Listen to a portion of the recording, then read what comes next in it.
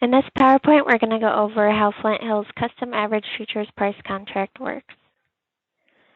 An overview of the contract. So you'll select the futures month that you want the contract to be based on. You'll select the time period that you want us to use for the average of the closing futures. You'll select the number of bushels you want to be placed on the contract. There's no minimum or maximum. Once the averaging time period is done, the futures price will be set on your contract. You'll set the basis anytime between when the contract is created and when we roll the futures for that month. The delivery time will be depending on when you set your basis for. And the contract must have the futures and the basis priced out before you deliver. The benefits of this contract versus our normal average futures contract is you get to select the time period that you want to average the futures, and you get to pick what futures month you want to use. I'm going to go over a couple examples here. So Farmer Jack calls in, he wants to sell 2,500 bushels off of the July 2019 futures, and he wants us to use the average of the July futures from April 1st to May 31st. So Jack's locked into his 2,500 bushels right now, and there's no futures or basis set on it yet.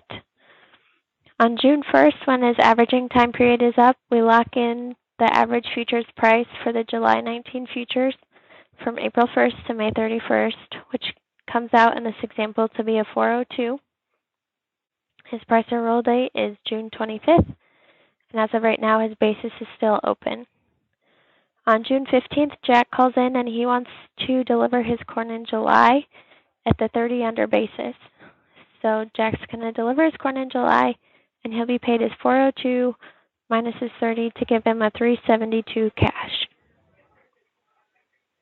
The second example, Jane calls in and wants to sell 4,800 bushels using the December 2019 futures, and she wants to average these for the time period from June 1st to July 15th. So we create the contract for 4,800 bushels. Since she's off the December futures, she has a price or roll date of November 26th. If she decides to roll it at that point, it's going to be a 2-cent roll fee. So the futures between June 1st and July 15th came out to be $4.50. So we set the futures on our contract, and our basis is still unpriced. September 10th, Jane calls in and she likes the basis value for fall delivery at the 37 under. So she locks that in and is going to deliver her corn in October, November.